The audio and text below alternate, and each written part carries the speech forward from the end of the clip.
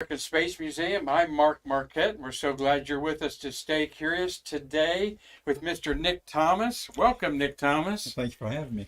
Well, I'm very happy to have you here. Many of you have met Mr. Nick Thomas out there at the Astronaut Encounters at Kennedy Visitors Complex. In fact, you've held my camera a few dozen times taking pictures like he does of everybody out there. And if our show looks a little weird today, it's because Marty couldn't be here today. And Jessica, our Trekkie Techie, was helping me behind. And we've got our cheap camera over here to the left there. So let us know if you're hearing from us. In fact, I might not have the right look up there to get any messages from y'all. I'm not exactly sure how Marty does that, so I don't want to push the wrong button. But we're glad that you're all with us today. I'm going to talk very little and let Mr. Nick Thomas spin some stories that you can't believe. He is known as one of the great storytellers out there at Kennedy Space Center.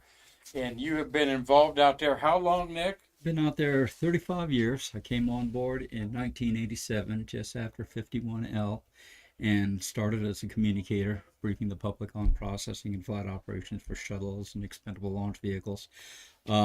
Moved over to the space station processing facility for several years, briefing people on the hardware that was coming through there for final checkout before launch.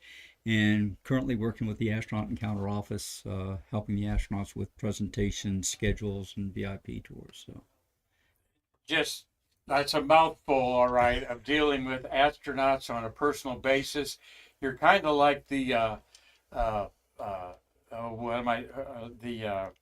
bouncer, kind of, in a way. You make sure that you. Well, I've been called the Astronaut Wrangler. Yeah, Wrangler. Indeed.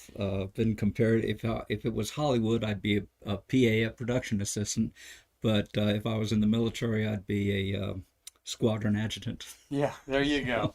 He does a great job. Been very honored to win some awards. We're going to have him on next week too, and maybe Nick will segue into our once a month or every month with our crew of Hugh Harris is on next Wednesday at 89 years old, talking about our shuttles. He's a remarkable guy. He certainly is. We love Hugh, and Mikey Haddad is on payloads. He'll be on the 24th of this month.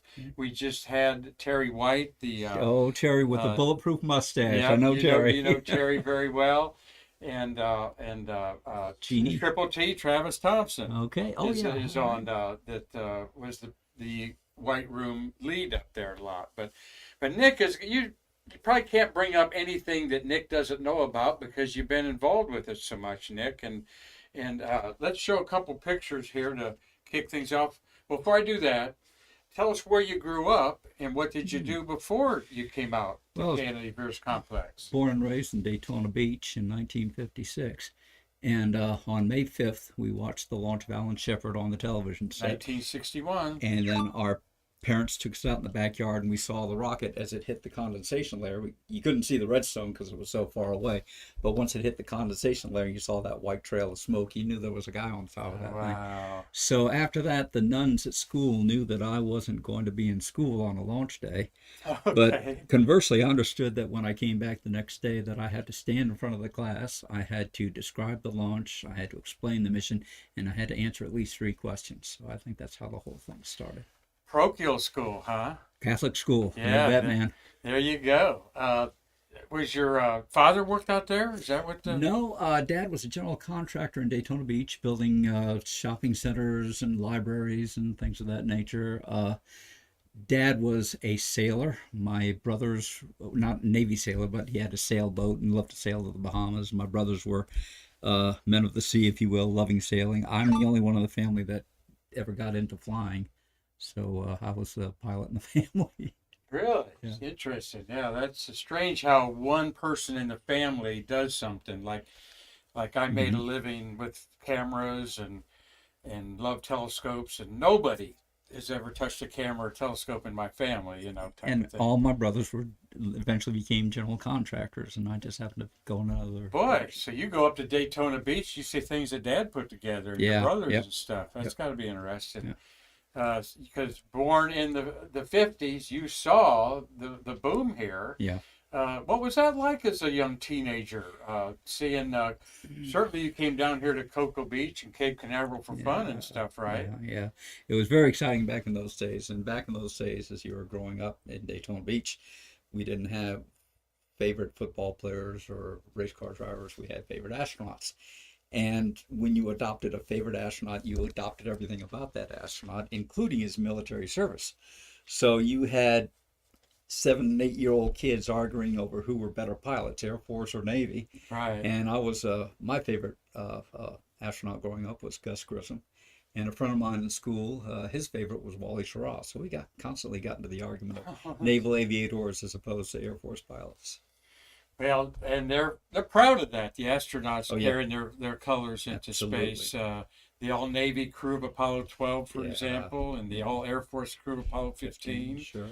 Uh, and they wondered who had that who cued the music of the Air Force song when they lifted off the moon. That was kind of a mystery for a while, wasn't it? Yeah, that was later revealed in Al Worden's Yeah. book. And Al just didn't realize that it was going out over the full open circuit. He just thought it was spacecraft. Ah. Dave wasn't too happy about that. His commander, Dave Scott, and Dave Scott is still alive at Dave's 90 years old, and we sure do miss Uncle Al Worden. Oh, very Passed much. away a year ago. What a great man, great pilot, a real gentleman, a funny guy, just an absolute dream to work with, and just the epitome of the Air Force single seat fighter pilot. Probably one of the last appearances he did in public was out there at the Visitors Complex, right? Yeah. I think the last time I saw Al was after that appearance, and he brought some VIPs to the complex. But Al was a remarkable man, and we all miss him. There's not a time in that astronaut museum at the Visitors Complex when I don't pass by Al's plaque and I can hear his voice just as clear as day. Yeah. He's was a great friend of the American Space Museum. Helped Charlie Mars harvest the handprints. There are over 30 astronaut handprints across the street here at our Space View Park, and he's everyone that met Al Ward's got some cool Al Ward stories. He really acted like he knew you, and he was really one of those guys that just was a charming man on there. So we want to do a little bit of space. Well, I'm fascinated with you growing up. We're going to talk to him more about that. But what do you remember about the Apollo era and watching those Saturn V rockets launch? Well, the great thing about the Apollo era was I was fortunate enough, my father saw which way my life was going, and he brought me out to Titusville to watch every manned Saturn V launch, starting with Apollo 9. So I was privileged to be here for all of them. And of course, the Apollo 11 launch was something you just can't forget, because not only the power and the majesty of that vehicle, but also the fact that you're witnessing a moment in history that was going to change life on this planet for centuries to come. And that was a really awe-inspiring time. And the young people today, I would urge every young person to get out here and see the launch of that SLS rocket when it goes, because you really don't understand this program until you personally witness a launch like that, and you feel the inspiration. You feel not only the vibration, hear the sound, but you feel the inspiration of that event. And I think every generation deserves to have an Apollo in their lifetime. Yeah, they sure do. And though I never saw an Apollo launch, wish I had. There you are, Nick, out there next to the behemoth that rolling it out tomorrow night, I understand. Yeah, it's going to be remarkable to have that vehicle back out on the pad. That was just before the first series of wet dress rehearsals out of Pad 39A. They had to iron out some problems. But that's what these test programs are all about. You run these programs so you can find the problems and you don't see them in the real game. So we had a number of things that had to be looked at and addressed, and I think they have. And if all goes well, we'll be back out the pad shortly and aiming toward a launch of that unmanned rocket targeted for no earlier than the 29th. At 8:30 in the morning, correct? Yes, sir. Yeah. So what kind of preparations are going on at the Visitors Complex for that? Well, we're putting together some support for this event, mostly in the realm of being able to view the event either from the Saturn V Center or from the Visitors Center itself. On my end, we're going to be supporting a chat with an astronaut where we'll have about 100 people for that event. Now, we normally limit it to 40 people because we want to maintain that intimacy. But I believe for this event, the launch of the SLS, we'll do a 100-person event and let people ask the astronaut questions. Well, if you've been out to an astronaut encounter, and I know many of you Stay Curious watchers out there have seen your astronauts, and Nick gets up and introduces them. Nick Thomas, we're so glad you're with us. You actually pioneered the layout of how to conduct those and so forth. Tell us a little bit about that. Well, when I first came into the astronaut encounter program, the program was being done outside in the open, and it was basically just a little bit of a automated show for about 10 minutes and then Q&A. Once we came to the decision that we wanted to move the event inside to the Universe Theater, I thought that it would be good if the astronaut could narrate a screen presentation about their mission or about anything they want to talk about. So we came up with that concept. It's been very successful. We have a wide variety of these programs that the astronauts do, and they're all different. Some astronauts will talk about their mission. Jack Lausma, when he comes, he does 2 different shows, one in the morning and then one in the afternoon. Wendy Lawrence does the same thing. So all of these presentations an astronaut encounter are very, very personal to the astronaut themselves. So it's been a great program. We really enjoy it, and I think the only thing we enjoy more than telling the story is to answer the questions. And you do a great job of it, Nick. It's your goal is to inspire and let people know the exploration and then the education. And they're just, though I've seen some astronauts multiple times, they're always different. Yeah. They kind of read the crowd too, and Sure. and they don't want to do a packed program all the time. Though sometimes they have some of the same pictures. But let's see, who was out there last week that I saw. I'm trying to think. My brain's not working on a Monday. But he did a program more not about the hardware, but more about the steps along out there. He's out there Monday. Last month, it's out there last Tuesday when I talked to you. I can see from Ohio too, one of the Buckeye Knots. Oh, yes, Ken Cameron. Ken Cameron, Yeah, Ken yeah, Cameron, yeah. And but it's a joy to see him. What's the astronauts think about that?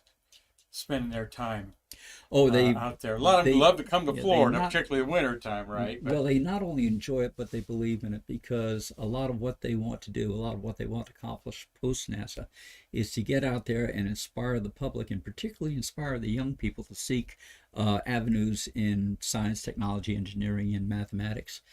It's a way of giving it back, if you will.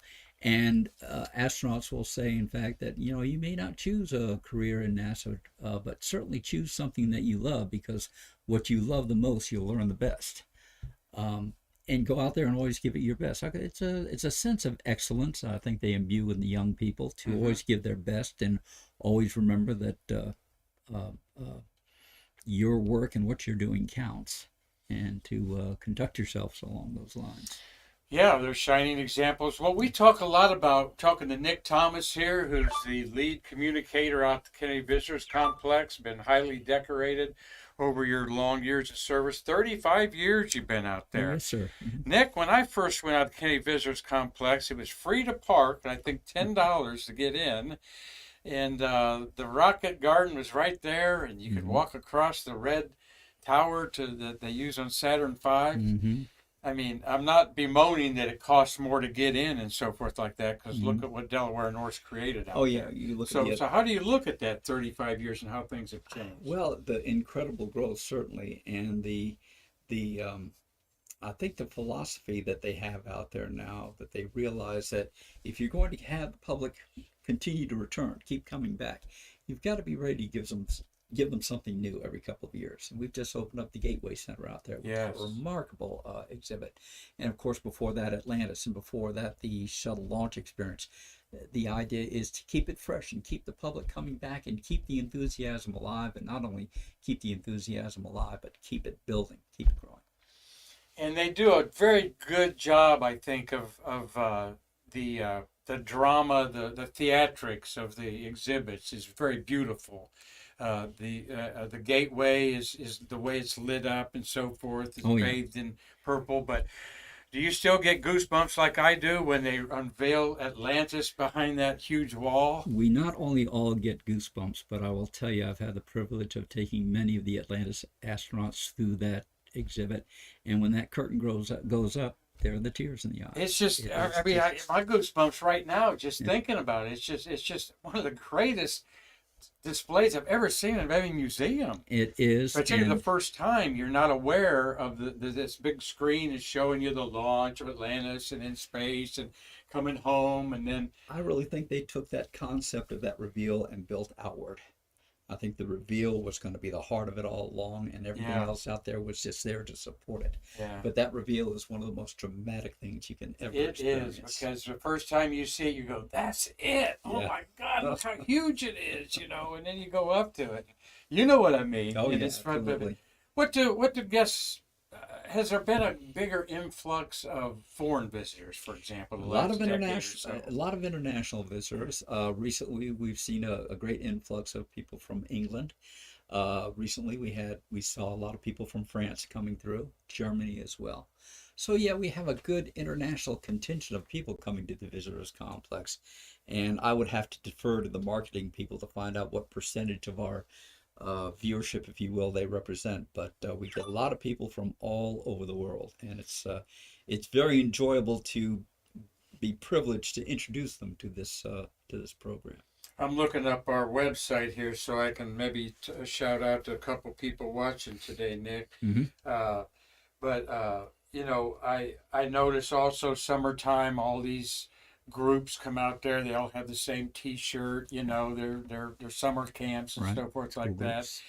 Business has been good this year, hasn't it? I think it's been very good. I've been very impressed with, just from boots on the ground, seeing the people coming through, and I think we have come through the pandemic quite nicely. I think we're still strong, we're still vibrant, and as they say, the best is yet to come. Well, good, good. There's always what I would say about Delaware North is I'm trying to see any comments here, folks. Is uh,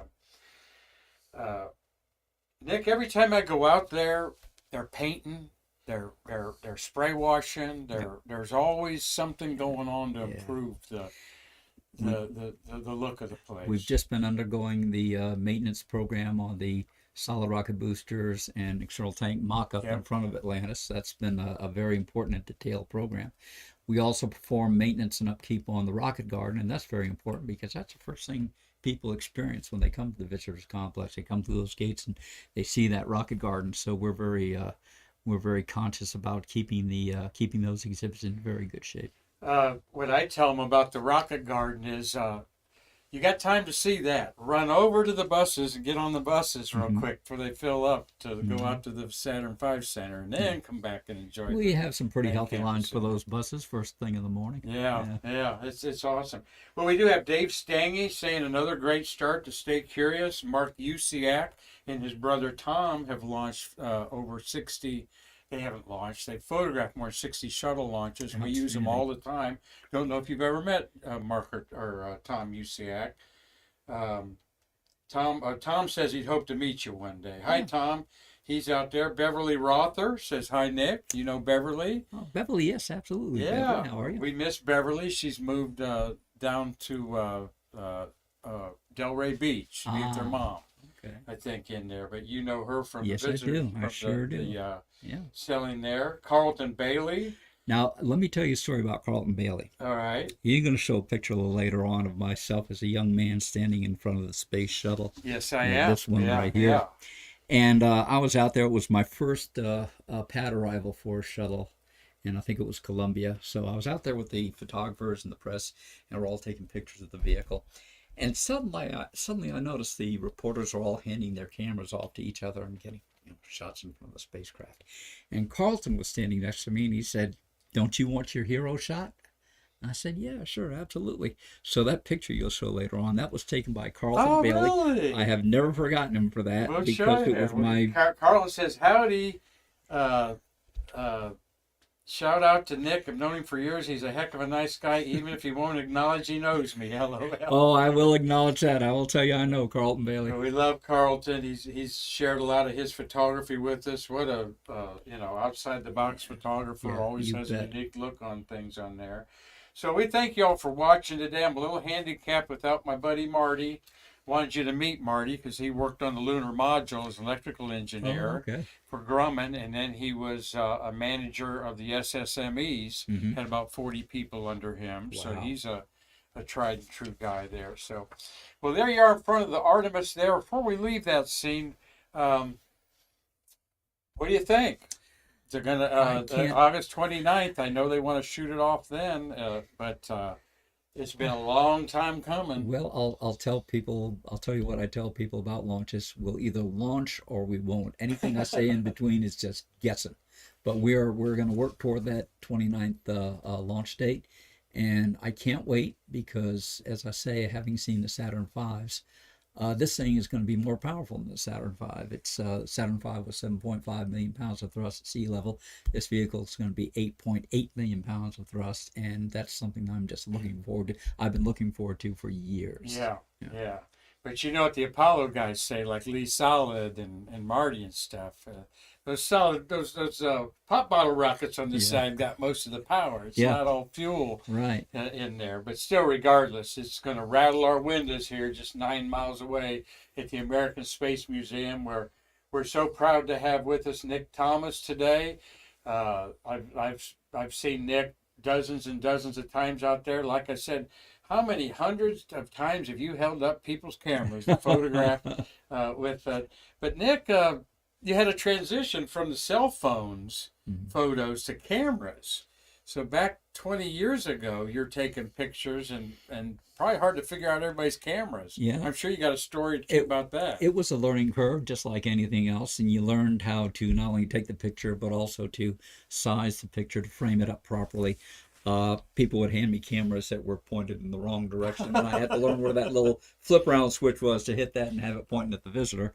So it was a learning process like anything else, but after a while you just sort of absorb it and you just work on autopilot, and it's 1, 2, 3, boom, next, and you're off to the races. Tell everybody the routine out there with the astronaut encounter, the times, and then when they can get that picture and autograph of their astronaut of the day. Well, to give you an overview of our programs, in the morning we start off with Chat with an Astronaut, and that's a separately ticketed item where we spend 45 minutes with the astronaut and he answers questions from the public we have there. What place is that? That is the small theater just to the right side of the entrance to the buses. Yeah.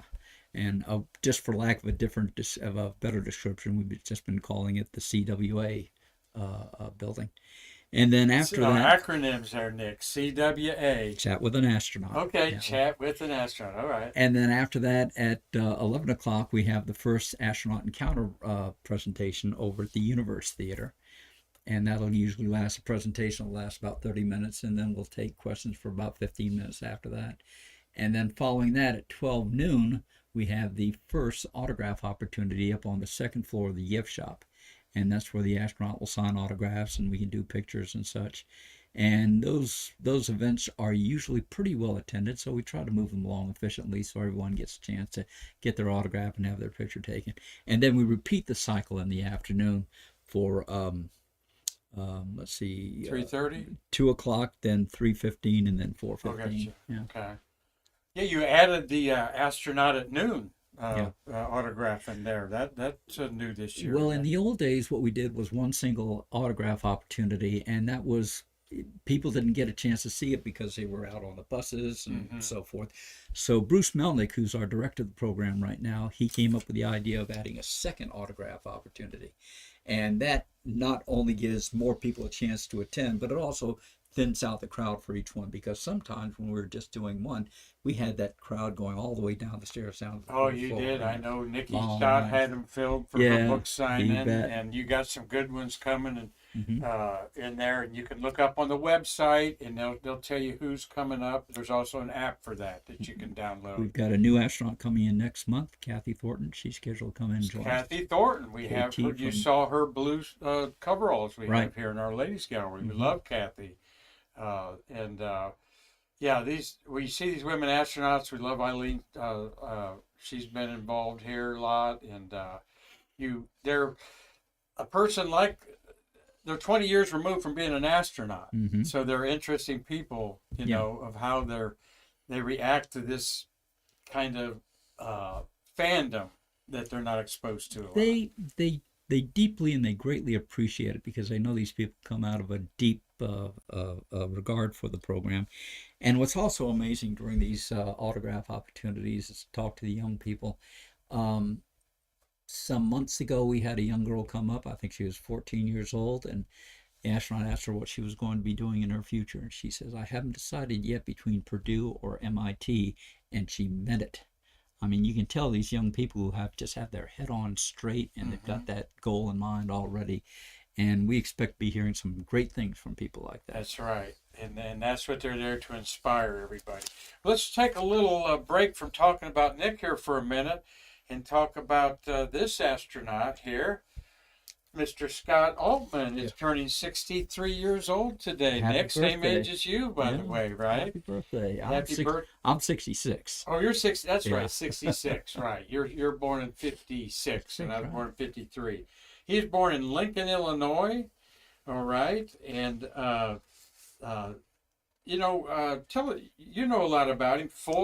Twice a pilot, twice a commander. Mm-hmm. That's something I'm always fascinated with, Nick. Yeah. Is Cameron was one-time pilot and then a commander. Mm-hmm. Is there something to that, or just luck of the draw? No, that formula, if you will, has changed over the years, where it's for a while it was one flight in the right seat, and then your second flight would be in the left seat. Then for a while it was you had to have two flights in the right seat before you went to the left seat. And that, as I say, that particular program or policy, if you will, has changed a couple of times over the years. Well, what's his nickname? And tell us a little about him. I know instead of me reading his bio. He's known as Scooter, and I had the pleasure of working with Rick Searfoss for many years. Rick was a great friend. We miss him dearly. And Rick was the commander of STS-90, the Neuralab mission, and Scooter was making his first flight on that mission as the mission pilot. Well, before you launch on a shuttle mission, usually several months before, you go to the food lab and you select all of the items that you want on your menu for breakfast, lunch, and dinner. And they were doing this in the food lab, and Rick was watching Scooter, and he was surprised because Scooter's a pretty big guy, but it turns out he's a very picky eater. Oh, really? So he's down checking all this stuff. Eggplant? No, I don't want that. And tapioca pudding? No, that's terrible. So he's down checking all this stuff. Well, Rick is watching and he's making notes of all this. So when the lab session was finished, Rick went to the lab people. He said, "You see all this stuff that Scooter turned down? Give it to him for lunch on flight day 3. Now put his menu in my locker, and we'll give him his food when the joke's over." So flight day 3 comes up, and Scooter's down there, and he's going through all of his food. And as Rick tells me, he's pulling out this stuff like tapioca pudding. Who put that on there? And eggplant. What are those guys in the lab doing? Steam coming out of his ears. And the whole crew knew about it, so they're just basically trying to hold it together.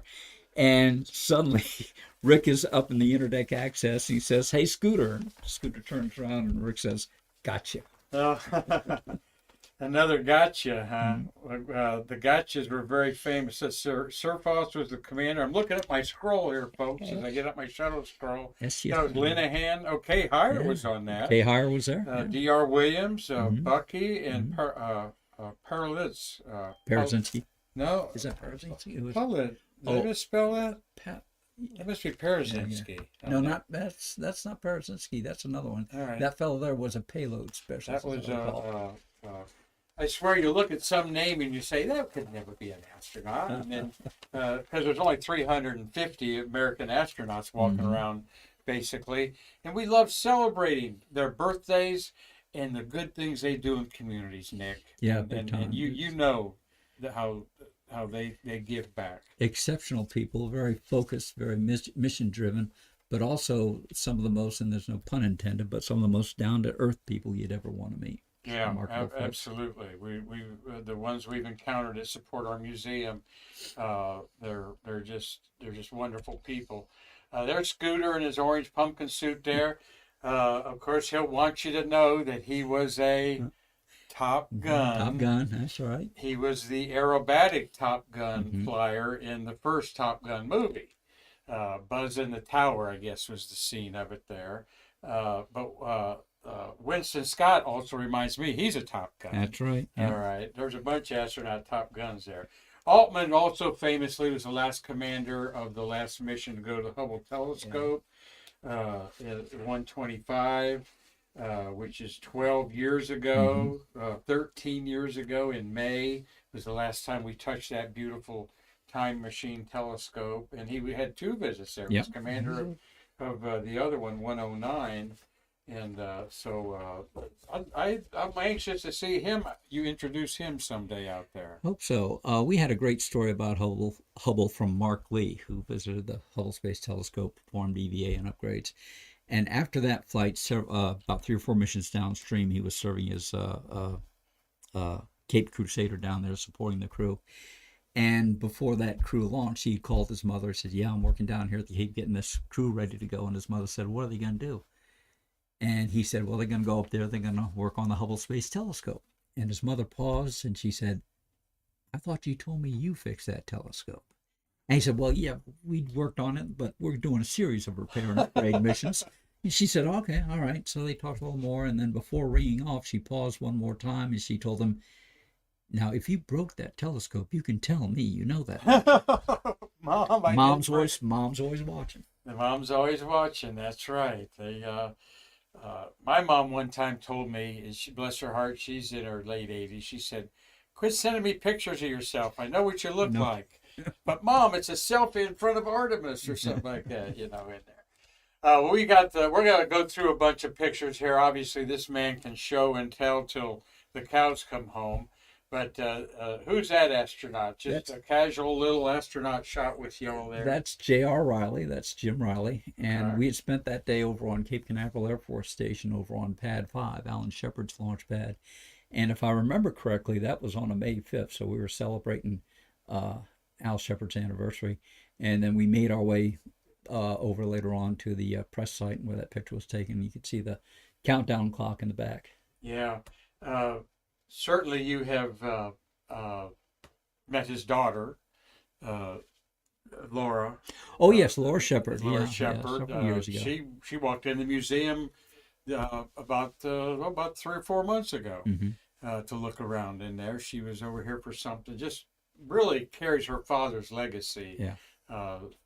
Really proudly, and she carries it very well. And she duplicated her dad's mission, which is an amazing thing, right? Very, very appropriate thing to do. So here's a little slim version of you there that Carlton Bailey took this photograph. Absolutely. You're saying, right? That was Columbia going out to the pad, and I think that was my first sunrise event, arrival at the launch pad of a shuttle orbiter.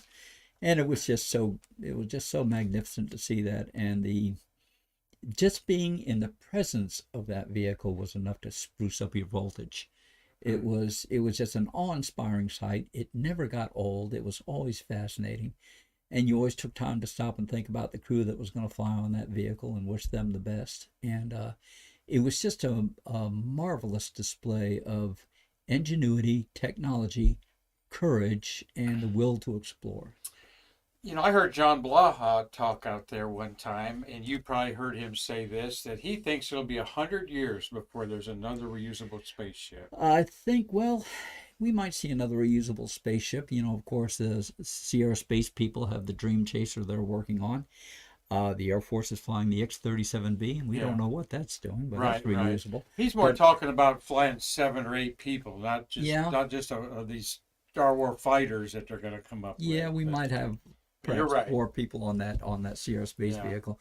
But as far as the thing with the shuttle, as far as the capability of that vehicle is something that we're not going to see for another couple of 100 years, because there you had a vehicle that could carry up not only the crew, but so much payload, so much cargo, pieces of the International Space Station, Hubble Space Telescope, and so forth. And I don't think you're going to see that particular capability for the next few 100 years.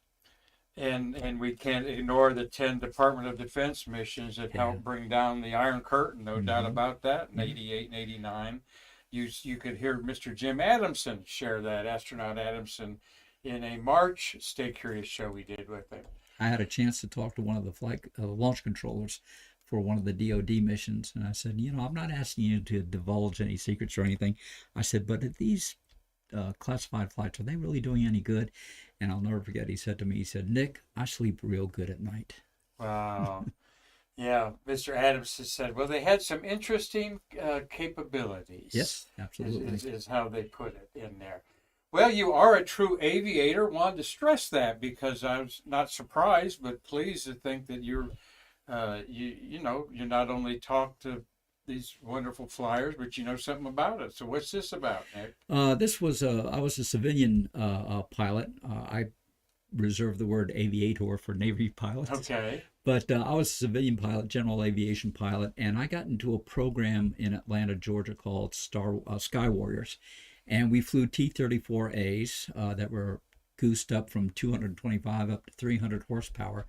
So they're fully capable aerobatically, and we went out and we did air combat maneuvering in them. We had laser guns and smoke ejectors, and when you tagged a guy, his smoke ejector would go off and you knew you'd scored a hit. So I flew with them twice a year for about 5 years. And on one hop, I was up against a guy, and we were pretty evenly matched. I got him as often as he got me. So when the flight was over and we landed, we pulled up onto the ramp, and we opened up our canopies, we waved to each other, and I reached down, I pulled up my little gray bag from air sickness bag, and I waved that to him, and he picked up his, and he waved it back. So we got out of the airplane, so we walked through the hangar going into the briefing room for the debrief, and he took his bag, and he was going over to the trash can. I said, what are you doing? He said, I'm going to throw this away. I said, no, you got to bring that in and give it to the flight surgeon. He's got to look at it. He said, oh, okay. So he brings it in. He puts that bag down on the table, and Ed, our flight lead, says, what the hell is that doing here? I said, I don't know, Ed. He said he wanted to bring it in to have the doctor look at it. So after that was all over, I leaned over to him, and I said, you realize, of course, that I did score the last kill. There you go. Gotcha. In there. Yeah. You know Dean Schaff out at the Veterans Memorial out there? No. He's the president out there. Dean was a ground operations manager for the TAL. Oh, okay. Sites, right. Transoceanic Abort Landing Site. Gotcha. And I asked him if he collected matches or something like that. No, he collected barf bags of all of his flights over there to Morocco and all that sort of stuff in there. Just a side note there. But I noticed on there you got a nickname, Saint Nick. Yeah. The squadron was very kind to me. As you know, call signs are usually pretty brutal. Yeah. We have one, there was an Air Force pilot, and his nickname was Scorch. And the way he got that name was he was taken off in an F-16 one time, and he had not configured his CMDS switches properly, the switches that deploy the flares and the countermeasures.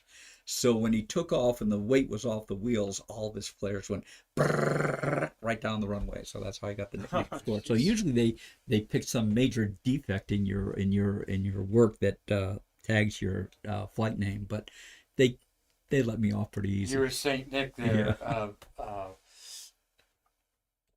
Here's there you are in the left-hand seat there in the commander's seat. That was in Houston, Texas, over at, I think, Building 9, where they had the FFT, the full fuselage trainer. And that was part of a tour we were given. I was one of the launch honorees for STS-102. They took us to Houston and took us through the buildings. And Katie Coleman gave me my briefing on the mid deck, and I'd already been familiar with the shuttle system. So as soon as I got on the flight deck, straight over to the left seat, and I think I was in there for about 45 minutes or so. But the rest of the team realized that this is something I would have been looking forward to. So I had a good time in that moment. Absolutely. What orbit, or that was a simulator, you Yeah, said? it's called the FFT, the Full Fuselage Trainer. Yeah, I've actually seen that Yeah. in the Houston there. hmm It's not there anymore. I think they moved it to some museum or something, No, I right? think that one ended up in Seattle at Yeah. the Boeing plant in Seattle. I'm not sure, but I think that's where it ended Yeah, I up. remember seeing it in Houston there. You look through the windows and hmm look down and see it in there.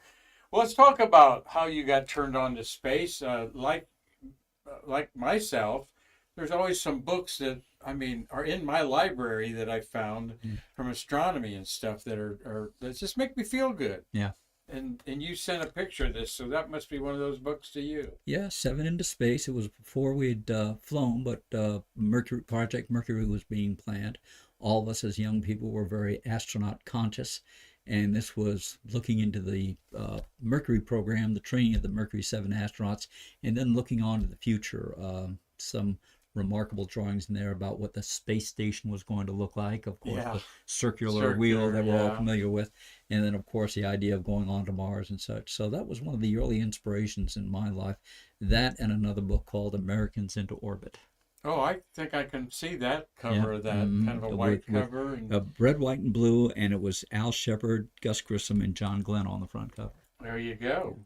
Well, speaking of those Mercury heroes of your and mine, here's a picture of you with Mr. Scott Carpenter. Yeah. And he did repeated John Glenn's 3 orbits. All right. Tell us about this encounter and what you know about him Yeah. personally. I had the pleasure of meeting 6 of the original 7 astronauts, and Scott was the one that I'd spent the most time with. He and I worked together for a week out at the visitors complex, and he was a remarkable man. I think the description I could best give of Scott was intellectual curiosity. I mean, I can't count the number of times I heard him say, "Isn't that interesting?" And I always thought that Scott would have made the ideal mission specialist doing experiments on board the shuttle or the space station. Oh, he would. The only problem was you'd have to hit him in the head with a mallet to get him to go to sleep, because once he got started, he just wouldn't stop. But remarkable man, very, very a true gentleman, I'll say that, and just very kind and gracious and just as friendly as he could be. And the story, of course, is his mission landed 250 miles long. It took 2 hours to find him and pick him up. But in that 2 hours, he had something that no astronaut had before, or I think since. And that was time to immediately contemplate all these events by yourself, with no one else around, just by yourself, to focus on what you've just been through for the last several hours, 3 orbits around the Earth. And I think in that regard, I think Scott got more out of that 3-orbit flight than some folks have gotten out of several weeks up in orbit, perhaps. It never left him. It was always new, the way he described it. And the way he described it, you'd think that it just happened to him yesterday. Very interesting. Yeah. We're up in Boulder, Colorado, at the corner of Aurora and 7th Streets. Right. And though his Aurora 7 was his spaceship there, he did the Aurora more for the scientific. Yeah. And of course, the 7 honored all 7 Mercury astronauts. So you didn't get to meet Gus? No, Gus was the only one that I didn't meet. But I have spent time with the others. I think the other Mercury astronaut I knew as well as Scott was Wally Schirra, and he was everything that Skyray. I mean, just big beaming smile and a funny guy. And the first time I met him, we were doing a pre-launch briefing over at the IMAX theater. And as the VIPs were coming in for the briefing, I was there because I was getting ready to do the introduction to the briefing. And I saw Wally in the crowd going up to the seats. So I went into the theater to introduce the event, and I saw Wally up there. And I wanted to acknowledge him, but I didn't want to blow his cover. So I said, well, ladies and gentlemen, we're getting ready to launch the shuttle. I said, we've got a wide variety of people on board the vehicle. I said, we have Air Force pilots, we have Navy pilots, we have people from academia. I don't know if we have any turtles or not, but I could find out. I looked up at Wally, and Wally just gave me a big smile and a thumbs up. So that was the way we connected. And then we talked afterwards and found we had a lot in common. So in the times that he came down here and would spend time, we'd usually meet up over at one of the events and spend some time together. He was a great guy. So the inside joke that Nick Thomas is saying there about a turtle is they would say to an astronaut, "Are you a turtle?" And the reply would be, "You bet your sweet ass I am." Or you'd have to buy everybody Within earshot. a beer or whatever absolutely. in there. And they actually did that to Wally during his flight. He went off comm, recorded his answer, and they played it for everybody on the aircraft. We've got that in our Mercury Gallery in there. We love that trivia here. Talking with Nick Thomas here. We've got a couple other things we want to talk to him about. We're going to have him back next Monday and talk a little more about the Artemis launch and the Kennedy Visitors Complex more in depth. But today we just kind of wanted to get a little nostalgia tour for you here. Well, where'd you go? Back to there. There we go. Got rid of me. There's two moonwalkers that I've had the privilege to meet both of them. And so when was this? Of course, Mr. John Young in the middle. And we've got Charlie Duke of Apollo 16. Yeah, we were doing a special public briefing for the 16 crew. So John and Charlie were with us, and one of the people in the audience was a fellow I'm sure you knew by the name of Gunther Wendt. Yes, sir. So Gunther was there in the audience, and I'm taking questions from people, taking the microphone around and gathering questions. And Gunther's daughter came over to me and said, "Dad wants you to pick him last for a question." I said, "Okay." So I knew something was going to happen. So I go through the questions, and finally, at the end of the event, I said, "We have one more question here, John, from a very suspicious-looking gentleman. What is your name, sir?" He said, "My name is Gunther Wendt." And of course, the whole room started to applaud. And Gunther says, "I just wanted to ask John Young, how did he smuggle that corned beef sandwich up and on Gemini 3? And everybody laughed and laughed and laughed. And of course, John was a master of timing with that dry humor of his. And the laughter died down, and John just leaned into the microphone and said, "I just put it in my pocket, Gunther." Yeah. I was around him a couple of times. He gave very succinct answers, and the media pool I was in, I turned to one guy and said, "That's it. That's all he's going to say. Go to the next question." My favorite quote from John Young was, there was an abort mode we had, as you know, called Return to Launch Site, RTLS. And part of that was a maneuver called powered pitch round, where the vehicle actually had to pitch over 180 degrees to come back to the landing site. Yeah. And everybody was more than a little suspicious about the wisdom of that particular maneuver. And John described RTLS, and he said, for RTLS to work, you have to have 3 consecutive miracles and an act of God. Yeah, really? Yes, indeed. Someone in the press pool asked him one time, "Which of your 7 launches do you remember most?" He said, "Well, the 7th one." And they looked at each other, and they're like, "I launched off the moon. You ought to look that one up." On there. And he's right, too, wasn't he? Yeah, absolutely. And, of course, Charlie Duke has carried the message here. We lost John about 2 years ago. A lot of people don't realize John Young Parkway in Orlando is named after him. Who else would it be named after? Well, he said one time that he got a letter delivered to MSC, to the astronaut office, and it was from a woman in Orlando, and she was berating him, saying, "Why don't you take better care of your highway here in Orlando?" Is that right? True. Born in San Francisco, but raised in Orlando, and another guy that we miss. A lot of good John Young stories out there, and I know you got a bunch of them. We'll have you back to share a couple more. But there's another, of course, Buzz Aldrin and Jim Lovell there. We always love seeing Mr. Lovell. We were celebrating the anniversary of Gemini 12, and they did a public presentation. And then what you see them doing there is autographing pictures for the Astronaut Scholarship Foundation.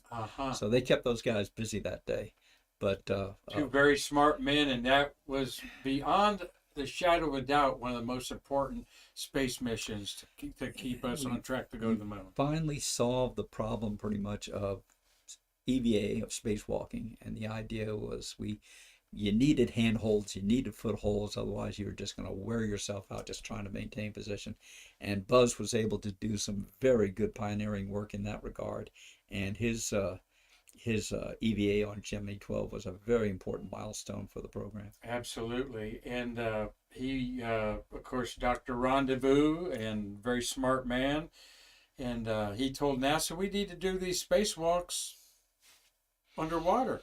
Yeah, and practice everything. yeah, it was important because you could weight the astronaut to what was called neutral buoyancy, Mm-hmm. so they could neither sink nor rise in the water, but just float where they were.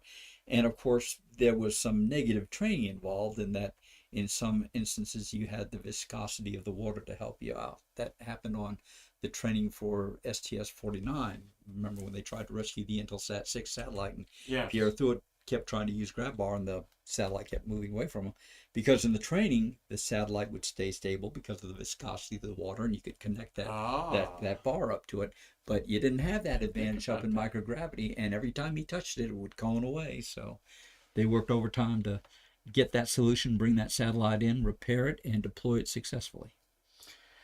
Well, we've got Mr. Chris Calley watching. You know Chris Calley, and his father Paul was Okay. did the Apollo 11 stamp and the Right. double stamp of the Gemini spacewalk. And Chris is a wonderful artist himself. In fact, their T-shirts are around here that we're selling. Yeah. And Mark Usiak wanted to know what you thought of SpaceX at 39A in the Starship project. Wow, that's really exciting. That tower is going up even as we speak, Yeah. and it's going to be the next big leap in rocket flight. Uh, there have been developmental problems with the Starship, but show me a program like that that hasn't had developmental problems. And if people are skeptical of that rocket, I would remind them that people were skeptical of Falcon 9 coming back and landing successfully on a pad, but that happened. So I have I'm looking forward very much to the eventual first flight of that rocket. As we all are, and you'll be no doubt doing some VIP communications out there Hope with to be it there for that. Yeah. in there. And the Usiak brothers know this guy quite well, uh, and I know you Oh know yeah. he's a great guy, and Good friend, Jack yeah. Lausma, wonderful, wonderful guy. That picture, in fact, was taken when we were doing Astronaut Encounter outdoors, Oh and really? that was the old set that we had. And I remember one time you had a ramp that led up to the stage, and you just walked up to the ramp after your introduction. But Walt Cunningham, who among other things is a former gymnast, Walt would run from the back of the area and run up the center aisle, and he would jump onto that stage. And Really? he invited me to follow him that way, and I said, "Not on your life." But Jack here, of course, was um, uh, on board the second Skylab flight, and then of course he commanded STS-3. He's a Marine Corps attack pilot. He's just a wonderful guy. And the story that I have of Jack is that when he applied to the astronaut office back in 65, 66, the height limit for an astronaut back then was 6 feet. Well, Jack is 6'1". So on his application under height, he put 5'13", and he got in. Really? Yeah. 5 foot. He's going to be at the astronaut encounter pretty soon, isn't he? Yeah, he's going to be coming up soon. As a matter of fact, next week. Good, Yeah. good. Actually, the Usiak brothers are going to meet at Zarella's with him. Ah, good. They've saved me a spot there. I've met the Good. gentleman a couple times. He told us about driving the train in Star City. Did he ever tell you that story? I think he has. In there, Yes. he went through 13 stops from Moscow to How Star about City that? driving the locomotive How train. about that? Yeah, he was quite proud to tell that at the Grumman Apollo 13 event they Yeah, had back in the right. spring there. Yeah, great guy, and can't wait to see Bad Bobby there, Jack Lausma again. So here's a cool picture with Nicole Stott and Mr. Charlie Walker, and that is that Henry That's Hartsfield? Hank Hartsfield on Hank, the far okay. side there. And we were seeing off Discovery. And before this picture was taken, we've been at the Visitors Complex, and we had a reunion, if you will, of the last crew of Discovery and the first crew of Discovery. Well, the two from the first crew to make it were Charlie and Hank. And Uh-huh. of course, Nicole was among the last people to fly on board Discovery. So 133. yeah, we had the chance to go out there and send her off. And of course, we've lost Hank, but Charlie was with us not too long ago, a few weeks back. Yeah. And He was actually in our museum when we were closed. as I recall, Charlie was the first shuttle astronaut I ever met. And then really? of course, Nicole Stott from that last Discovery mission. She's a wonderful lady, a fine artist. and she is involved in a program where they use art to inspire, if you will, young children in hospitals. Yeah. And in fact, on one of her stays on space station, I think she had a live a video link with a group of these students, and her goal, of course, is to inspire them, and from some pretty dire circumstances, of course. But her art is just gorgeous, and there was one picture in particular that she did of the islands in the Bahamas. It's just breathtaking. Yeah, she's did watercolors in space. Yep. Been a friend of our museum. We've had her on our Stay Curious show before. Yeah. It's over in St. Petersburg. Yep. Always willing to help us. And I think Charlie Walker's going to be back in October too out there. I believe so. He said that he wanted to do a Stay Curious with us someday. Good. There. So, boy, you know, seeing things that fly, Nick. I mean, who'd have thunk it that you put a 100-ton space shuttle on top of a Boeing 747 and it works? It's just unbelievable. It's breathtaking, and to think of the control and the skill of those pilots of the 747. And of course, they flew under some pretty tight constraints. I don't think they could go higher than like 1,500 feet. Mm-hmm. They couldn't fly at night. And subsequently, because of all the restrictions on the flight of this stack, you didn't go straight from Edwards to Kennedy. For one reason, you had to refuel, but for the other, there would be weather constraints or visual constraints and so forth. And so it might take you hopping from one place to another 4 or 5 times before you finally got to Kennedy. And so after return to flight, after STS-114, and we're finally able to slate Kennedy Space Center as being the primary landing site, that made life a lot easier because we didn't have to do all the transport from California. Of course, we did have to on occasion land at Edwards because of weather, but naming KSC as primary landing site was very important to the program. And Nick, though, I was in the Appalachia, Tennessee for 35 years, and every time I came down here to watch a launch, it was scrubbed. I understand that when they brought the birds back here to the Space Coast, they showed them off up and down let the taxpayers see this beautiful spaceship by just going from one end to the other, right? What they like to do is, fuel providing, weather providing, they would like to fly down to Patrick and then fly up the beach line and then back and then come back. Of course, depend upon the weather and the fuel and so forth. But yeah, the idea was to let the American taxpayer see what they were paying for. And it's similar to what it was very inspirational too. It was very similar to what the Air Force used to do during spring break, which would be to fly the F-16s up and down the beach. And they knew there was some young college kid out there saying, boy, I'd sure love to do that on my weekends. And it was a very, not only inspirational, but made for a heck of a recruiting tool. That's a publicity coup right there. Well, here, it's nice to meet Nick Thomas and a whole gaggle of astronauts there that I see Lauren Schreiber there in the front and Hoot Gibson in the back. And who else is among that gang there? What was the occasion there? We were enjoying an adult beverage. We were getting ready to premiere the shuttle launch experience at the Visitor Center. And we were going to have many astronauts participating in that event. And they were all going to be staying at this one particular hotel. So my boss said, I want you to go down there and check these guys in because you're the only one who's going to recognize all these guys. So I was at the station at the front door as I came in. I checked them off and got their information. And finally, I guess around 5:30 or so, I'd pretty much checked everybody in, and I'm just going over the list. And from the bar, I hear that gravelly voice of Al Worden saying, hey, Nick, come over here. So I went over there and we indulged in some recreational drinking, if you will. And the guys stayed around the bar, and we just all hung out together, and everybody's trading stories and just having a good time. I was at the bar at one point with Hoot and J.O., and let me identify everybody. Yeah, who's left to right in the background there, for those of you that don't recognize them in their youthful blue NASA coveralls. Next to me with white hair, that's Hank Hartsfield. How long ago did he pass away? Oh gosh, we lost Hank. I think it's been 5 or 6 years. Oh, really? Yeah. He had beautiful hair. Wonderful guy. And next to him is Roger Crouch, payload specialist who flew on STS-83 and 94. Wonderful guy.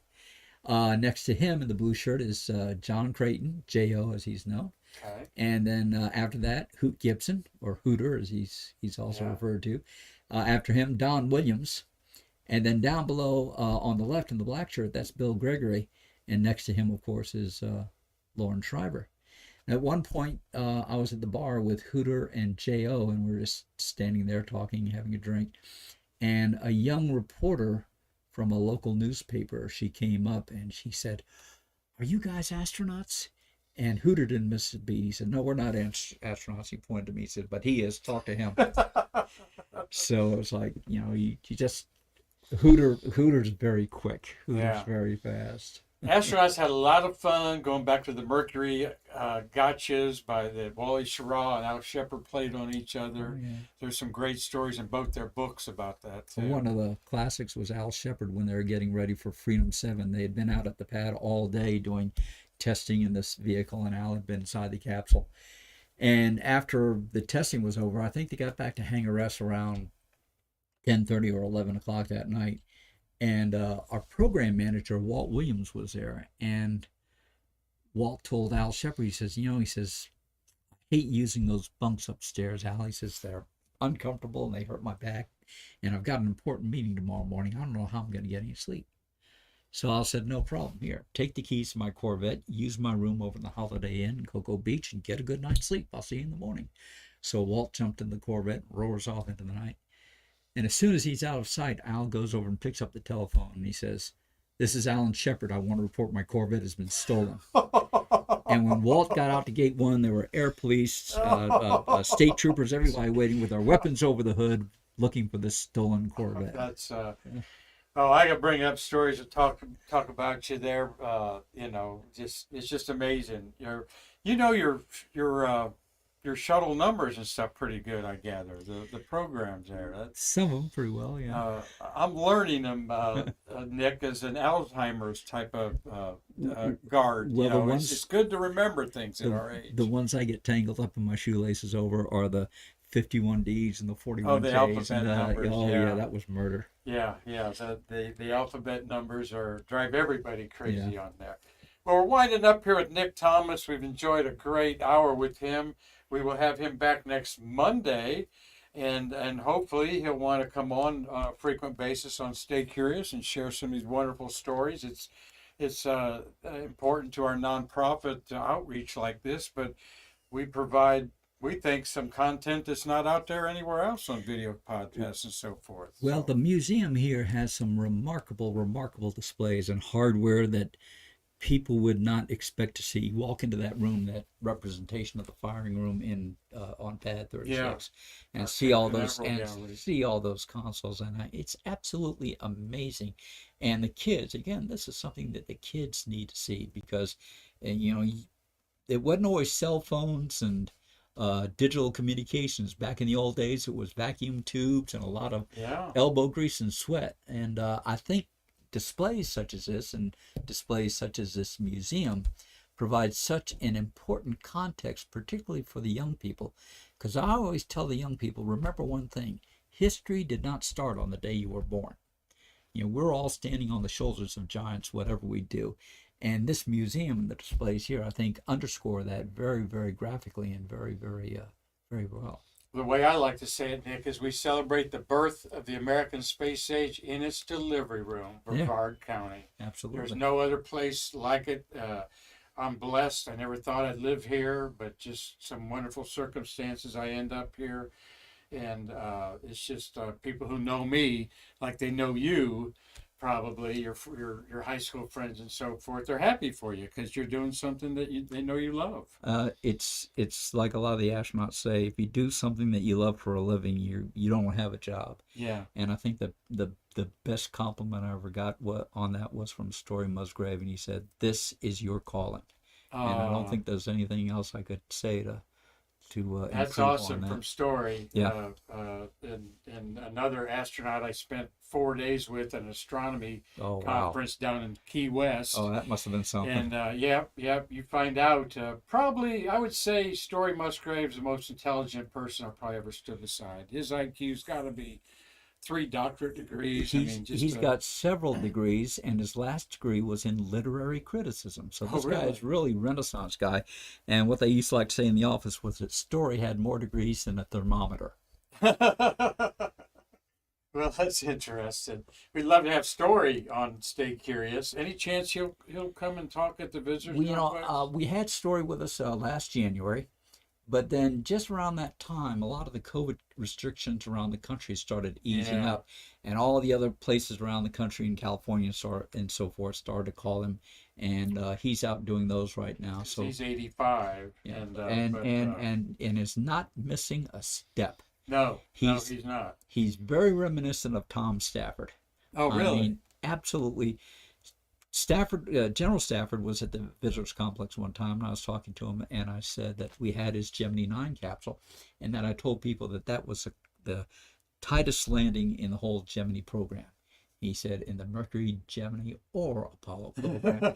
And he started to quote to me bank angles, lift vectors, reverse bank angles. Really? He sat there and literally reflew that whole reentry for me. Gene Cernan used to call him the human computer. And he's just a remarkable guy. This country owes a great debt to Tom Stafford for all the work he's done, not only in space, but in aerospace, in the Air Force, in defense. He has just been a remarkable man whose contributions far outstrip anything that anyone can imagine.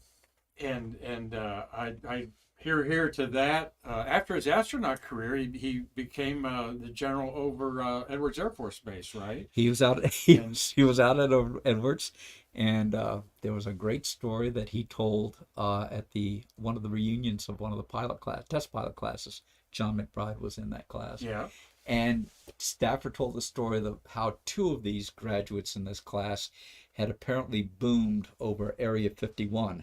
Oh, and really? That was a real no-no. No. And General Stafford talked about the general who's in charge of the program at that time, and I can't remember his name. I'll say General Smith. And he said General Smith was going to ground these guys. There was going to be no flight tests. There was going to be no astronaut career for them. And he said, I don't know how many of y'all remember General Smith, but on a good day, he was spring-loaded to the pissed-off position. Spring-loaded. That was Tom's description. And General Stafford has an awesome museum in his hometown of Weatherford. Have you been there? I have not, but I've heard great things about it. I've actually been there 4 times. Is that right? My sister, when I was in Tennessee, lived in Texas, so I took 40 and dropped down to Texas. And it is the finest private museum I've ever been in, polished floors. Mm-hmm. And when I got to talk to General Stafford one time, I was telling him that I'd been there, and he says, I've got more mannequins than the Smithsonian Institute. And I go, you got quite a few mannequins in there, sir. And then he goes, were you out there when they did this and moved the poles? He grabbed a sheet of paper and started. That's who he is, right? He was on, of course, on Gemini 6 when they had that on pad shut down. Yeah. And then when he went on to Gemini 9, they had several successive launch scrubs. And after one of these scrubs, there were 2 of the NASA managers in mission control. And one turned to the other and said, what do you think Tom Stafford's saying right now? And he says, well, I can tell you one thing. It sure isn't oh shucks. Yeah. Well, and the general lives here on the Space Coast, 90-some years old. I think he's 91. God bless him. He's a remarkable man. Yeah, he is. And his good friend was Alexei Leonov in the ASTP thing. And you're right. He is a true American hero and has done so many things for the space program.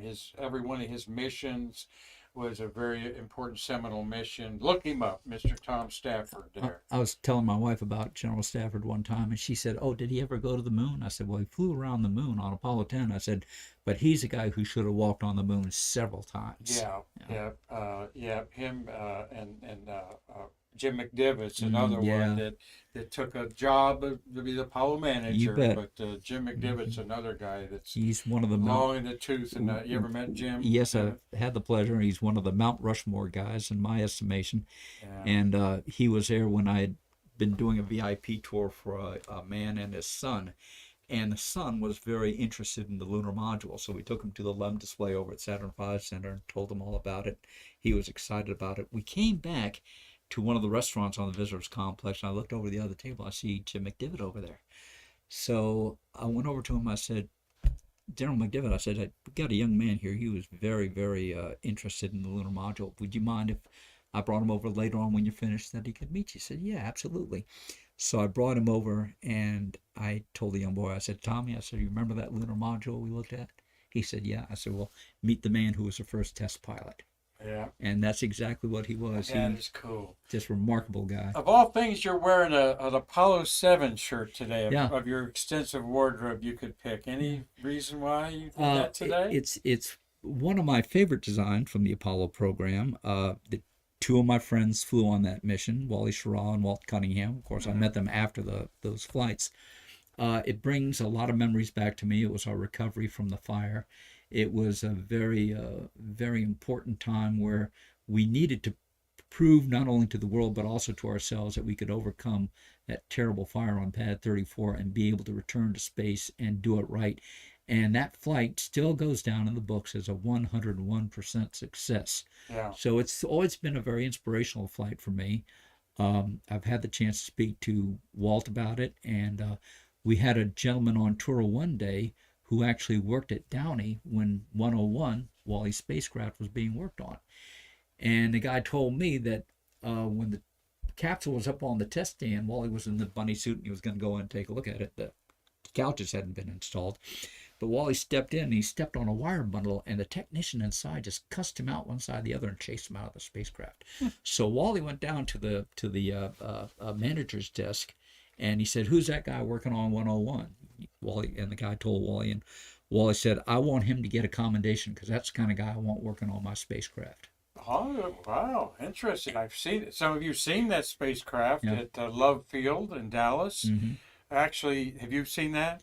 No. They actually have the hatch open, Nick, and you can hang on to the hatch. It's the only Oh. Apollo spacecraft. So you They can actually encourage you. I touch. go to the dose and I go, That's "Can I great. touch that?" He says, "Oh, yeah." That's great. And they got the inside covered up in there. Mhm. But yeah, we just didn't, after the Apollo 1 fire, we just didn't go up to space with 3 astronauts and test out the new spacecraft. They spent 10 days up there. Yeah. I mean, it was a serious mission, and it was a great mission. And And one of the Apollo missions where all 3 of the astronauts are still alive, and the other one is the fellow I was talking to Apollo 8. Apollo 8.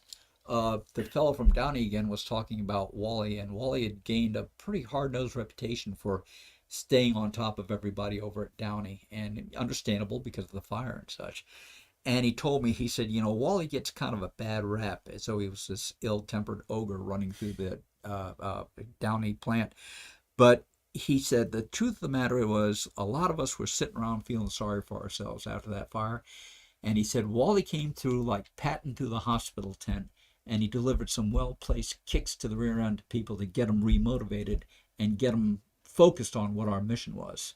One fellow said Wally was not one of your airline pilots who just walked through the cabin saying, "Hello, everybody," and so forth. Wally was the commander of his ship. Mm-hmm. Frank Borman was the commander of his ship. And sometimes you need a hard nose in a position like that to get the job done. And thank God for both of those guys because, again, they were the right people in the right place at the right time. Absolutely, absolutely. The boss isn't in a popularity contest, No. or the commander. They've got a job to do there. Well, Nick, we're going to wind up here with a couple little pictures out of your personal album there. It has been great. Can we talk another hour with Mr. Dick Thomas, those of you watching out there?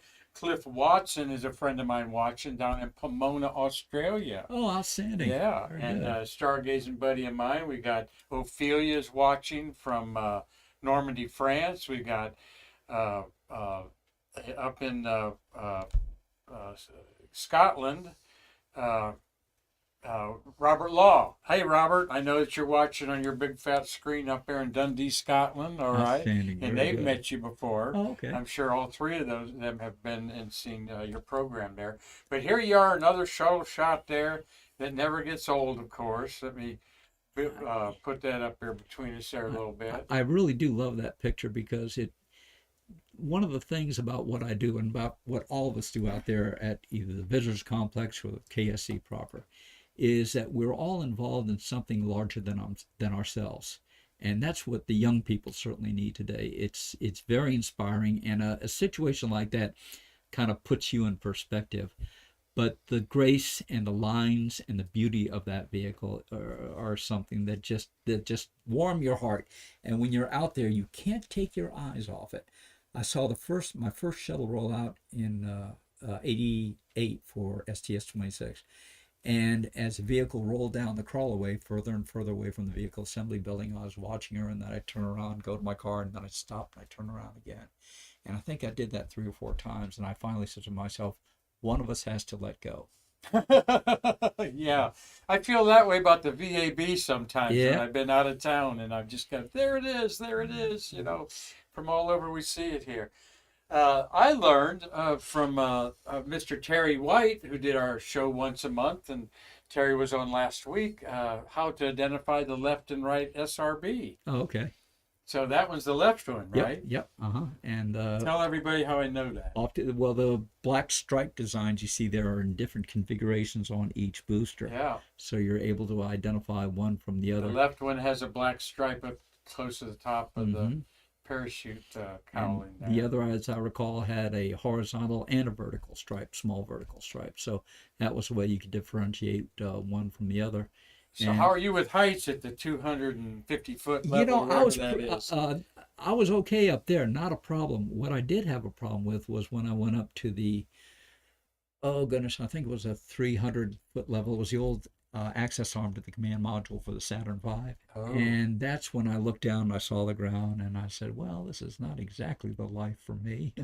But Al Warden will tell you there were astronauts who would walk across that swing arm on the Saturn V, and back then it wasn't covered. You could look through that metal grate and see the ground down there, and there were a couple of occasions where guys had some interesting phenomena, such as kind of locking up on the rails and not being able to move for a couple of moments. But it's impressive. It sure is impressive. And here's an impressive launch. You've seen many, many, many launches. Again, it never gets old. And years ago, when we tore down my high school, Father Lopez, in Daytona Beach, we all gathered for a reunion before it was demolished. And a lot of the teachers showed up, and I had the chance to see at that reunion, I saw my high school history teacher and my high school science teacher. And I had a chance to thank them both face to face for everything that they had done for me. And I told them, I said, anytime you see that shuttle launch, I said, there's a part of you on board that vehicle, because there's a part of me up there too. Yeah, it's so sweet to honor the people who mentored you like that. Yeah. In there. And finally, we'll honor this young lady there with you there. Yes, I recognize her. That is my wife, Laura. Hi, Laura. And we were out there for the STS-102 launch honorary thing. And we went out there and we spent some time at the foot of the pad. That would be STS-102 on the pad right there. Let me look at my scroll here, Nick, real Jim quick. Weatherby was the commander. That'd be in March of 2001. And that was the mission that picked up Bill Shepard and brought him back to the Earth after his stay on International Space Station. Station. Yeah. And they're launched, they're one of our August shuttles, I believe, launched, 118 105 took them up. Yeah, 105 took Bill up. Oh, okay. Shepard up. Famously, he took photos of the World Trade Tower under siege in September 2001.